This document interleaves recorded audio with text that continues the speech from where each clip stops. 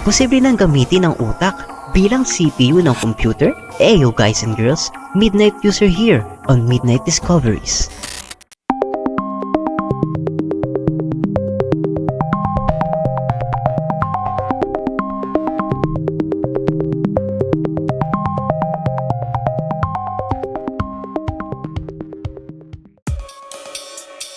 Imagine isang mundo kung saan ang mga computers ay hindi lang makinarya na ginagaya ang utak ng tao, kasi sila mismo ay utak rin.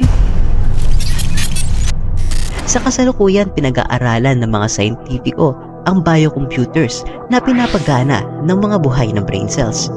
May posibilidad itong baguhin ang mundo ng artificial intelligence, memory at computing. Ayon sa mga mananaliksik mula sa Johns Hopkins University, sa hinaharap ay maaaring palitan ng mini brains na ito ang tradisyonal na silicon chips. Kasi di tulad ng malakas gumamit na kuryenteng supercomputers, ang mga quote-unquote living processors na ito ay matututo ng mas mabilis habang gumagamit lamang ng kakaunting enerhiya at kaya pang i-reprogram ang sarili upang mas maging epektibo. Sa isang eksperimento na mistulang science fiction, ang Cortical Lab sa Australia ay lumikha ng Dish Brain. Ito ay isang system kung saan natutong maglaro ng pong yung mga neurons mula sa utak ng tao at daga. Ang nakakagulat, ang mga neurons mismo ang nag-adapt at natuto ng walang pre-programming.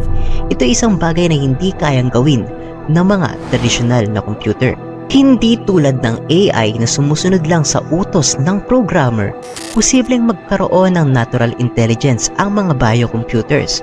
Kaya nilang mag-isip, magdesisyon, at posibleng mangarap. Sa ngayon, umaabot na ang brain organoids sa laki ng utak ng daga. Pero paano kung umabot pa ito sa laki ng utak ng tao?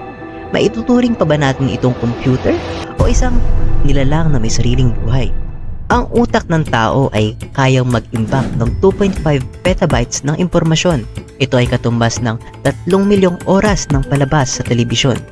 Ito rin ay katumbas ng 125,000 araw ng panonood ng telebisyon, habang ang average lifespan ng tao ay umaabot lamang sa 27 hanggang 29,000 araw. Ganyang katalino.